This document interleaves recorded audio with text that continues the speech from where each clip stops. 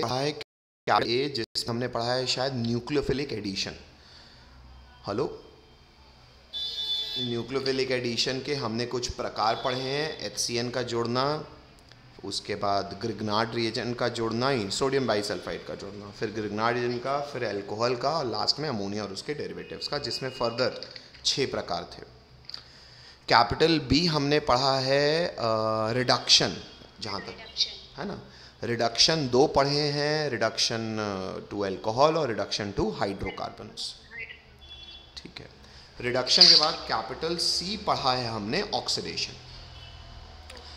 Oxidation में पहले point में हमने अल्डिहाइड को ऑक्सीडाइज करने की बात की, दूसरे पॉइंट में कीटोन को ऑक्सीडाइज करने की बात की, तीसरे पॉइंट में कुछ स्पेशल ऑक्सीडाइजिंग एजेंट्स की बात की, जो कि एक टेस्ट भी हैं, और उसमें शायद रोमन नंबर्स करके काम किया है ना। हाँ, तो उसमें रोमन नंबर 1 है टॉलेंस टेस्ट, रोमन नंबर 2 है फेलिंग्स टेस्ट। अच्छा, स्मॉल ए है, ओके। स्मॉल ए है टॉलेंस टेस्ट, स्मॉल बी है फेलिंग्स टेस्ट, और स्मॉल सी है आयोडोफॉर्म टेस्ट। ऐसा ही है ना? अच्छा, तो यहाँ से कैपिटल सी यानी कि ऑक्सीडेशन खत्म हो गया। हाँ, ये चालू कर तो दिया था। फिर स्टार्ट किया था हमने कैपिटल डी। क्या बेटा? ठीक है, फिर हमने स्टार्ट किया था बच्चों कैपिटल डी, और कैपिटल डी था अल्डिहाइड्स और कीटोन्स के ऐसे रिएक्शन जिनमें कार्बोनाइल ग्रुप के बाजू का sp3 हाइब्रिडाइज्ड अल्फा कार्बन का हाइड्रोजन बेस की मौजूदगी में H+ के फॉर्म में रिलीज किया जा सकता है। ऐसे रिएक्शंस को हमने पहले इंट्रोडक्शन में लिखा कि ये होते क्यों हैं, reaction due to acidic alpha hydrogen atom. ठीक है, उसके बाद की अब उसमें हमने जब रिएक्शंस पढ़ने चालू किए तो पहला हमने पढ़ा एल्डोल। एल्डोल में हमने अंदर के एग्जांपल्स में देखा कि सेल्फ भी हो सकता है और क्रॉस भी हो सकता है। क्रॉस में भी हमने देखा कि कैसे कैसे 4 मिक्सचर ऑफ प्रोडक्ट्स बन सकते हैं। शायद एल्डोल बच्चों हम पूरा समाप्त कर चुके हैं, और पॉइंट क्रमांक 1 यहीं से समाप्त होता है। पॉइंट क्रमांक 2 आप लोगों ने डाला था कि डाला नहीं था? चलो, बड़े 2 से स्टार्ट करना है, इसका मतलब है हेलो। चलो, तो बच्चों बड़े 2 से यानी कि हम reaction due to alpha hydrogen में ही कुछ एक्स्ट्रा बातें पढ़ने का शुरुआत कर रहे हैं। वो एक्स्ट्रा बातों में नेक्स्ट लिखेंगे बड़ा 2।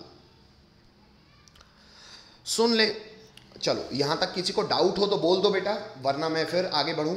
आपके पास ये PDF तो है ही, आपको केवल मेरा गाना सुनना है, पेन वेन रख दीजिए। हाँ, लेकिन ये पॉइंट क्रमांक बड़े 2 के पहले कोई डाउट हो तो पूछ लीजिए, नहीं हो तो मैं सुनना चाहूँगा। बोलो नहीं है सर, आगे बढ़िए।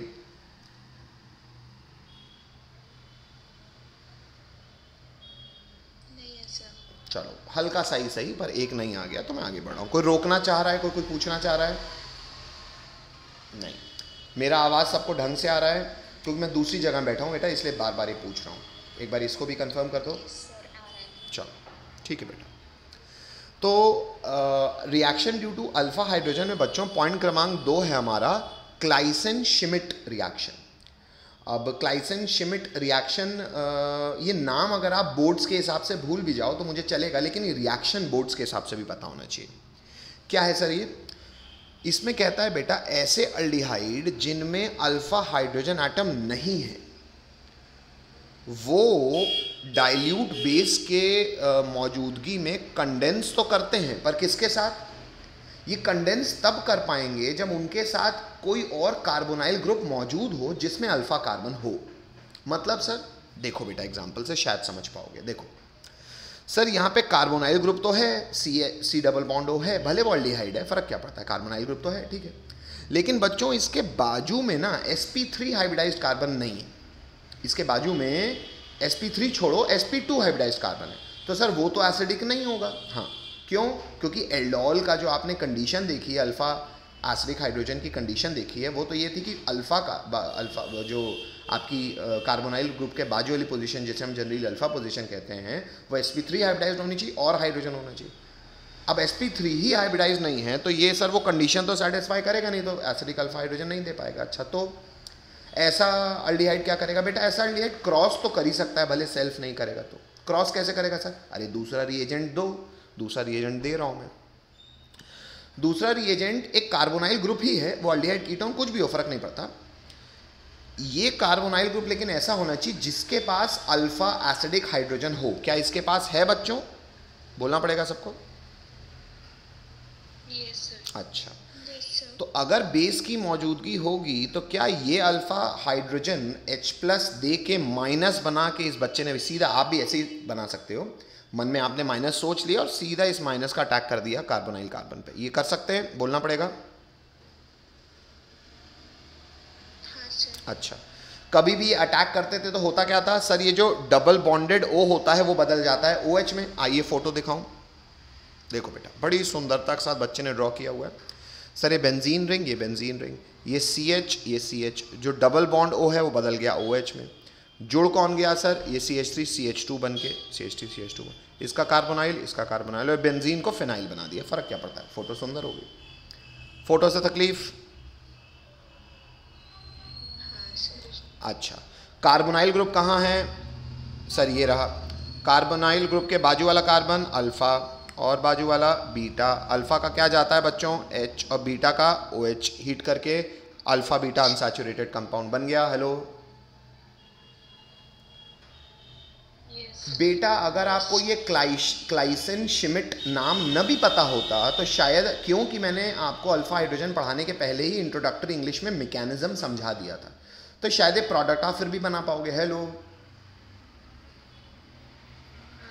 अच्छा, तो वही मैं आपको कह रहा हूँ, पॉइंट क्रमांक 2 आपको लिखना ज़रूर है।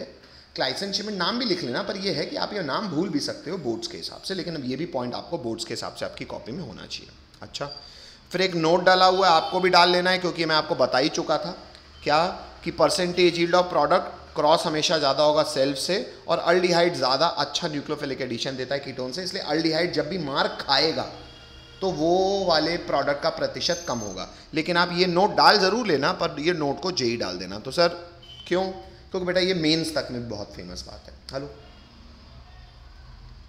Yes sir. चलो हटा रहा हूँ बच्चों। नेक्स्ट, इसके बाद क्या करना है सर, ये जो नीचे हमने प्रोडक्ट्स बनाए हुए हैं, ये आपको बनाने की ज़रूरत नहीं है, छोड़ो फालतू बनाने। चलो एक बार देख लो, लेकिन बनाना मत बच्चों, है ना, बस बता दे रहा हूँ, मेंस के लिए ज़रूरी है, तो इसलिए लिखने को तो बोल ही नहीं रहा, पर सुन लो क्योंकि है कॉमन सेंस ही सवाल है, ये कायदे से इसको क्वेश्चन करके लिखना चाहिए था बच्चे को। देखो यहाँ पे बेंजल्डिहाइड है और वापस वही है, लेकिन यहाँ पे प्रोडक्ट बोल रहा है A और B, मतलब ये आपसे माइनर भी पूछ रहा है। अच्छा, मेजर हमें पता ही है क्रॉस होता है, तो सर ऊपर आपने क्रॉस ही बनाया है तो बेटा वो तो बनेगा ही, लेकिन भले ये सेल्फ ना कर पाए, ये तो सेल्फ कर लेगा ना। हेलो,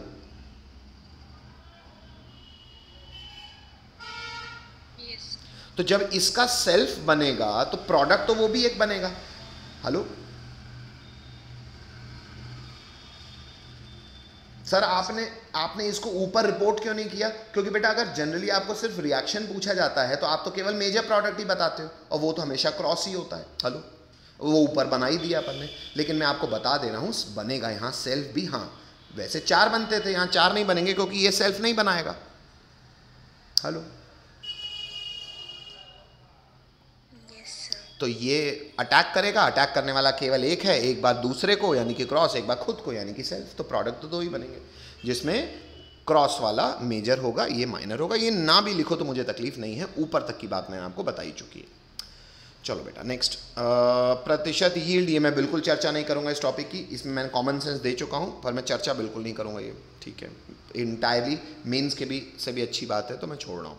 इंट्रामोलिकुलर एल्डोल मैं चर्चा नहीं करूंगा, क्यों, हाईली जेई की बात है, मैं छोड़ रहा हूँ, ठीक है। नेक्स्ट, आगे बढ़ रहा हूँ। नेक्स्ट बच्चों, अब कैपिटल डी यानी कि reaction due to alpha hydrogen भी समाप्त होता है, उसमें 2 पॉइंट्स ही लिखे हैं अपन ने। हेलो,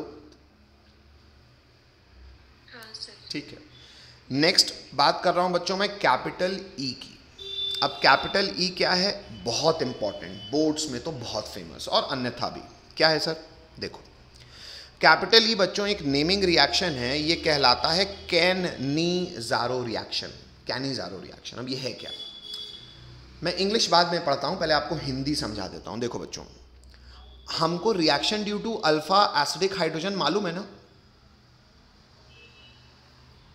हाँ सर। अच्छा, वो कैनिज़ारो के बाद हमको ये पेज छोड़ना है, कैनिज़ारो के बाद ये पन्ना है, यहाँ से आपको लिखना है कैनिज़ारो की हेडिंग और पॉइंट नंबर 1 अभी मैं समझा रहा हूँ, लेकिन पहले आप उसकी हिंदी समझ लो, फिर मैं इंग्लिश पढ़ूंगा आपके लिए।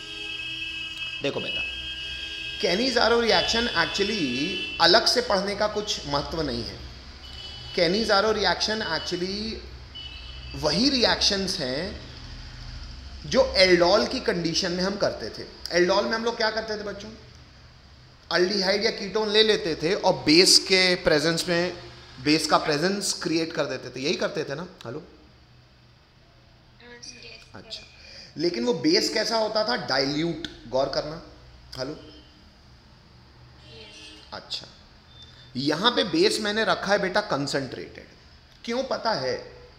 क्योंकि बेटा अगर हम कॉन्सेंट्रेटेड बेस लेते हैं तो ऑब्वियस सी बात है OH माइनस आयन की संख्या बढ़ जाएगी, यानी कि मीडियम शक्तिशाली बेस बन जाएगा। हेलो,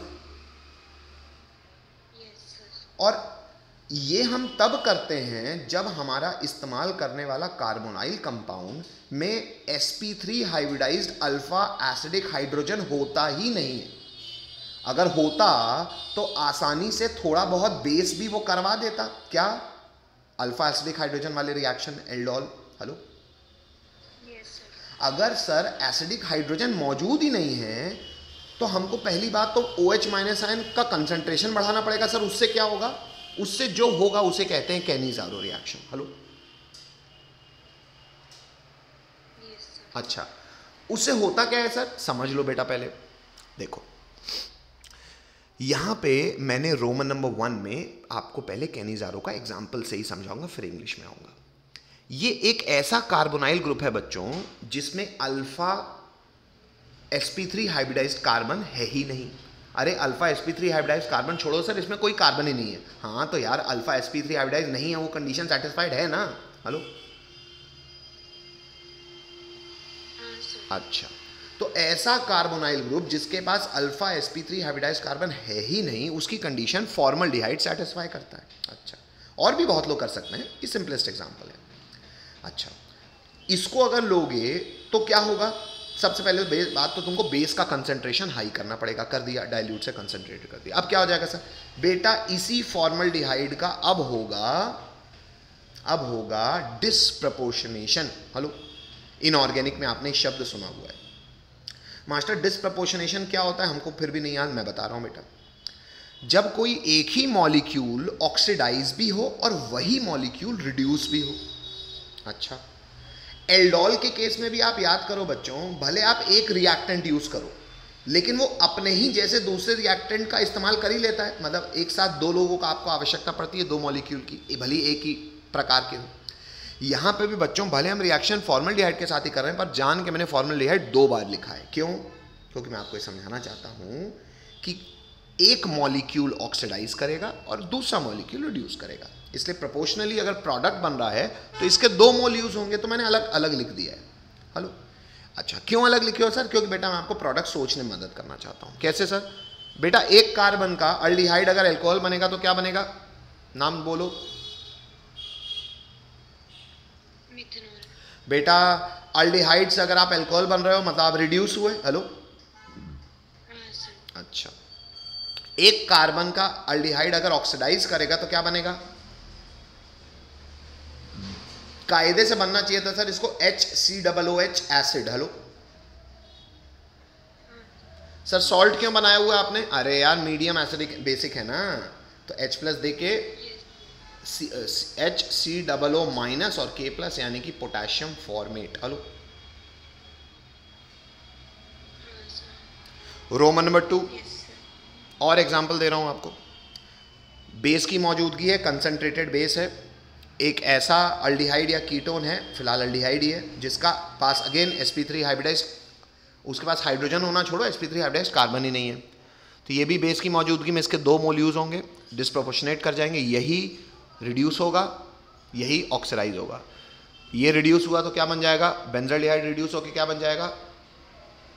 ये एक नाम दूसरा लिखा हुआ है बच्चों, थोड़ा सा गौर कीजिएगा, क्या बनेगा? ये है बेंजाइल अल्कोहल की फोटो, ये है। Hello, benzene CH2OH। Hello hello. अच्छा, जो पहला वाला भले उसको लिखा पहले है लेकिन उसकी नाम ये है। ये क्या है? Sodium benzoate. सोडियम बेंजोएट की फोटो ये है। हेलो, सबको बोलना पड़ेगा।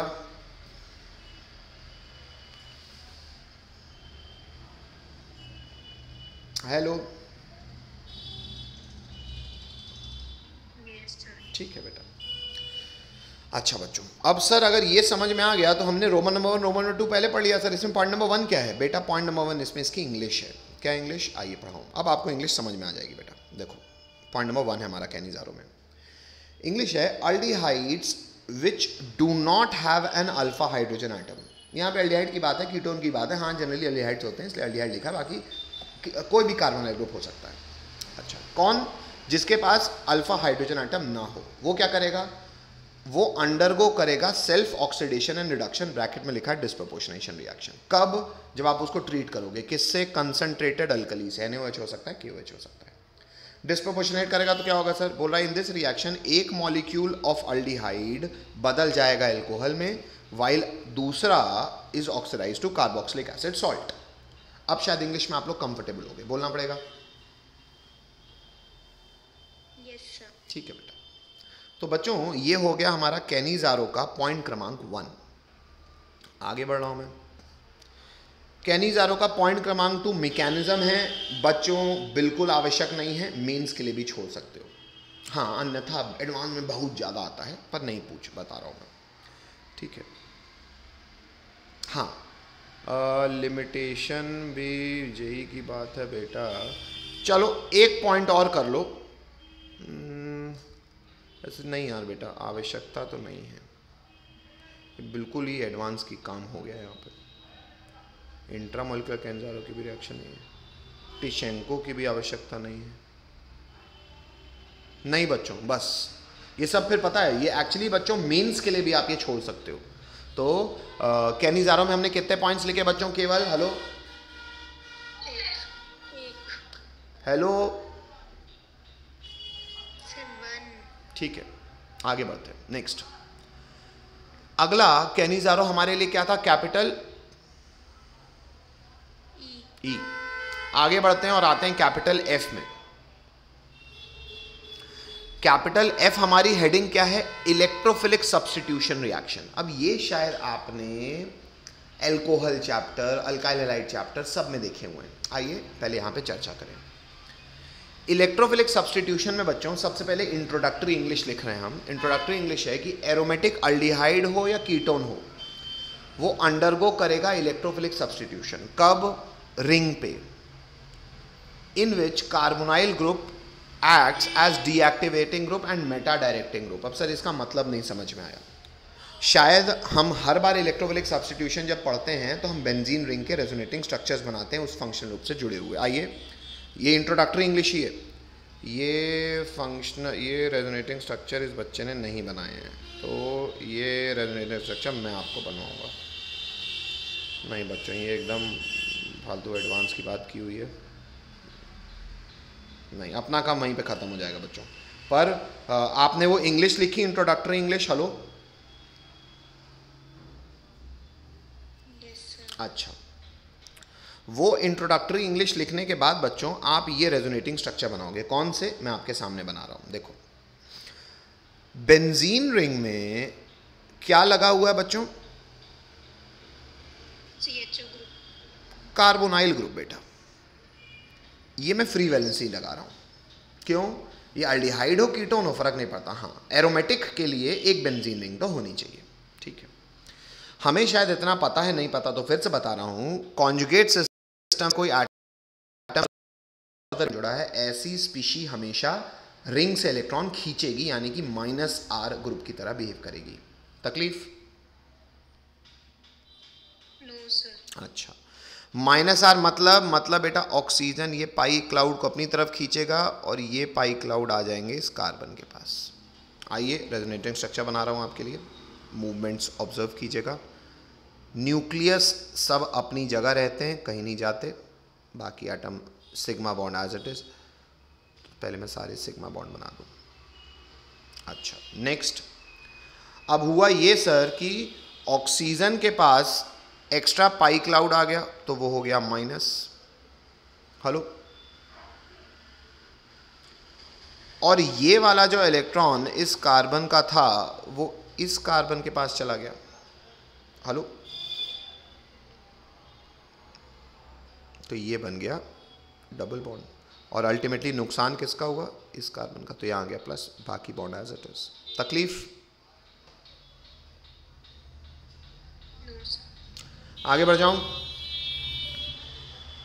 हाँ सर। सबको अगला कॉन्जुगेट सिस्टम दिख रहा होगा, pi sigma plus, electron move करेगा। रेजोनेटिंग स्ट्रक्चर पे फिर से गौर करिए।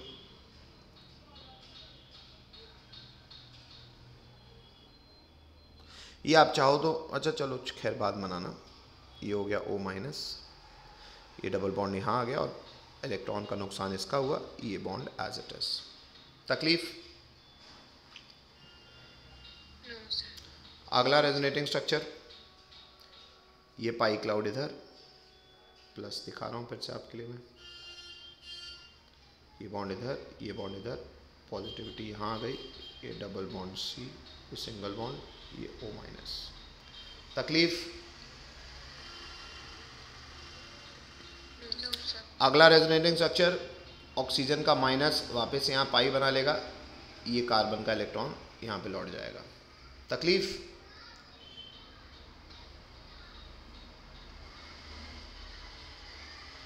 No sir. अच्छा, वो आखिरी स्ट्रक्चर मैं नीचे बना रहा हूँ, इसलिए कलर बदल दे रहा हूँ यहाँ पे। ये आखिरी स्ट्रक्चर यहाँ बना रहा हूँ मैं।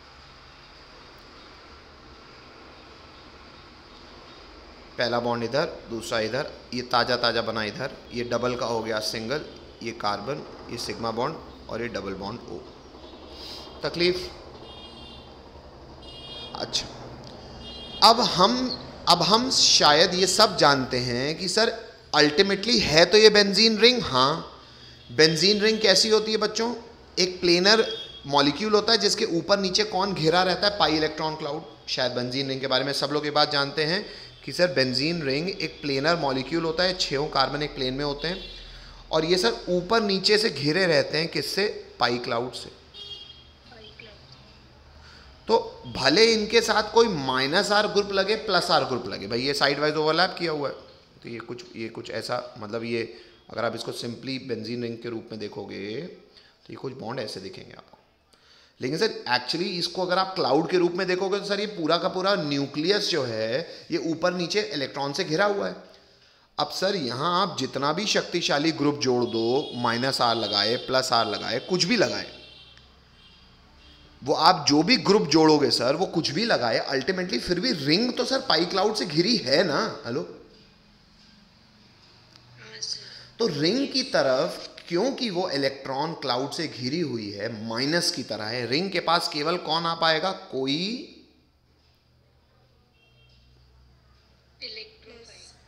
प्लस मतलब इलेक्ट्रॉन लविंग, इसलिए उसको हम E+ लिखते हैं, यानी कि इलेक्ट्रोफाइल। अच्छा, इलेक्ट्रोफाइल आके करेगा क्या सर? इलेक्ट्रोफाइल आएगा किसी भी पोजीशन में आके अपना हाइड्रोजन को, अब ये पाई क्लाउड यहाँ, इसको इलेक्ट्रॉन मिल जाएंगे और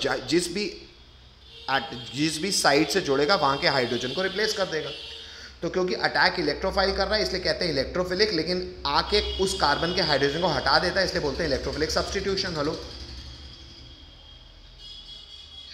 अच्छा, अब बात है ये ग्रुप क्या कर रहा है। तो शायद ये पूरे रेजोनेटिंग स्ट्रक्चर जो मैंने आपको दिखाए, आप फिर से देख लीजिए इन्हें, ये सारे रेजोनेटिंग स्ट्रक्चर से मुझे समझ में आ रहा है कि सर अल्टीमेटली बेंजीनिंग इलेक्ट्रॉन रिच तो है, पर -R ग्रुप लगने से ऑर्थो और पैरा पोजीशन पे पॉजिटिविटी आ गई है, मतलब रिलेटिवली इलेक्ट्रॉन डेंसिटी घट गई है। हेलो, ऐसी स्थिति में इलेक्ट्रोफाइल को केवल कौन सी पोजीशन में न्योता मिलेगा? मेटा। और क्योंकि कार्बोनाइल एक शक्तिशाली -R ग्रुप है तो कोई इलेक्ट्रोफाइल बहुत मरा नहीं जाएगा मेटा पोजीशन पे आने के लिए।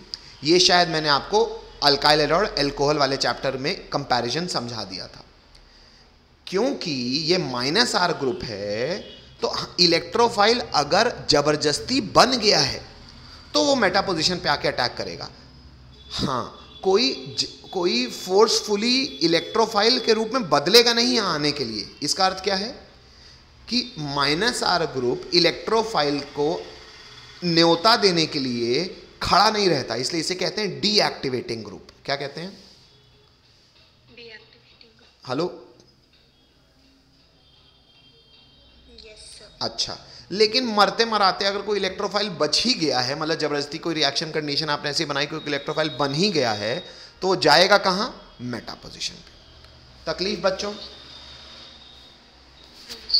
ठीक है, आगे बढ़ रहा हूं मैं। कैपिटल F की हेडिंग है इलेक्ट्रोफिलिक सब्स्टिट्यूशन रिएक्शन, जिसमें हमने इंग्लिश लिखी हुई है कि एरोमेटिक अल्डिहाइड हो या कीटोन हो, वो इलेक्ट्रोफिलिक सब्स्टिट्यूशन कराता तो है रिंग में। क्यों? लेकिन कैसे? उसमें इन विच क्या रहता है कि कार्बोनाइल ग्रुप एक डीएक्टिवेटिंग ग्रुप है। तो केवल पहली बात तो लोग बहुत मरे नहीं जाएंगे इलेक्ट्रोफाइल आने के लिए। हाँ, अगर बन ही गए हैं तो मेटा डायरेक्टिंग होगा। तकलीफ? No sir. अच्छा, नो सर। अब कार्बोनाइल ग्रुप्स में जो आप इलेक्ट्रोफिलिक सब्स्टिट्यूशन भारी मात्रा में देखते हो, वो क्या देखते हो? नाइट्रेशन। तो आप लोग पॉइंट नंबर, ये पूरी इंट्रोडक्टरी इंग्लिश लिख के और पॉइंट नंबर 1 करके लिखेंगे नाइट्रेशन। क्या लिखेंगे? नाइट्रेशन। और नाइट्रेशन का शायद रिएजेंट सबको याद होगा, concentrated HNO3 plus concentrated H2SO4। यहाँ पे एक्चुअली आपको कंसंट्रेटेड लिखना चाहिए। क्यों? क्योंकि ये मरे नहीं जाएंगे अटैक करने के लिए। आपको जबरदस्ती H2SO4 और HNO3 को यूज़ करके NO2 प्लस जबरदस्ती बनाना पड़ेगा, बनेगा, और बन के कहाँ जाएगा? मेटा पोजीशन पे। Hello, yes sir. बात समझ में आती है? हाँ सर। ये ऊपर इस बच्चे ने ऐसे ही शॉर्ट में रेजोनेटिंग स्ट्रक्चर्स बना के देखा है कि NO2 प्लस केवल मेटा में ही जा पाएगा। ये मैंने आपको डिटेल में बना दिया है। Hello, yes sir. ठीक है हाँ बच्चों, सर। बस बच्चों, यहां से समाप्त होता है बेटा हमारा कार्बोनाइल कंपाउंड्स के रिएक्शन। सर यहां तो बहुत सारा एक्स्ट्रा दिख रहा है बेटा। सर ये बहुत सारा एक्स्ट्रा एक्चुअली बच्चों सिर्फ जेई की बात है। अच्छा सर, क्या ये मेंस में बिल्कुल नहीं दिखेंगे? नहीं बेटा, दिखते हैं। हाँ, लेकिन ये भी मैं आपको कह सकता हूं, जिस साल भी ये दिखेंगे उस साल भी आपको कम से कम नहीं तो 70% पेपर ऐसा मिल जाएगा जो करने योग्य, मतलब ये छोड़ना है। हेलो, तो सर पढ़ें क्यों? अरे यार, इस पेपर, इस चैप्टर से आसान आएगा तो किसी और से कठिन आएगा, प्रतिशत वही रहता है। हेलो, हाँ, लेकिन ये मैं आपको कह दे रहा हूं, इस चैप्टर से यूजुअली पेपर अच्छा ही आता है, यूजुअली। अब क्योंकि हाँ, जब से ऑनलाइन वाला पेपर हो गया बेटा, वो फिर आप लोग बढ़िया पढ़ाई के साथ साथ मस्त अच्छे से पूजा भी करो। क्यों? क्योंकि बेटा ये वेरिएशन बहुत है, क्योंकि हर पेपर अलग अलग होता है। तो किसी के पेपर में केमिस्ट्री कठिन, किसी में फिजिक्स कठिन, किसी में मैथ्स कठिन। अच्छा, केमिस्ट्री भी जिसमें कठिन, वो कठिन में कभी इनऑर्गेनिक, क्योंकि बेटा रैंडम पेपर आते हैं, सबके पेपर अलग अलग होते हैं ना स्लॉट्स में। हेलो, तो आप जब पढ़ाई करते हो तो नहा धो के भगवान की पूजा करके पढ़ो, मतलब एनर्जी भी इसमें अब मैटर करेगी आपकी। हेलो, मास्टर को गाली दे के पढ़ाई नहीं करनी है। मास्टर भले है ना, मतलब मैं मेरी बात नहीं कर रहा हूँ, मुझे तो नहीं दे सकते हो, अन्यथा मतलब ऐसा स्कूलों में या ये अरे टाइम किसी को क्रिटिसाइज मत करो बेटा, क्योंकि आपके इर्द गिर्द जो भी जीवन सृष्टि बनी है वो बनाई तो ईश्वर नहीं है। तो किसी की क्रिटिसिज्म की आवश्यकता नहीं, हर व्यक्ति ठीक है, क्योंकि आदमी कुछ करता नहीं, सब सृष्टि करवाती है। तो इतना ज़रूर ध्यान रखिए कि एनर्जी बहुत मैटर करती है, कि आपको जो आता है हो सकता है वो आसान आए नहीं आए बेटा, ये अब तो मैटर करता है। पहले तो एक पेपर बनते थे, आज के ज़माने में बिल्कुल मैटर करता है ना। तो पूजा आजा भी, मतलब पूजा वूजा तो खैर छोड़ो, एनर्जी की बात होती है ना। किसी प्रतिमा को पूछ के बहुत कुछ नहीं होता था। चलिए खैर, अल्डिहाइड्स कीटोन्स बच्चों यहीं से समाप्त होता है। मैं एक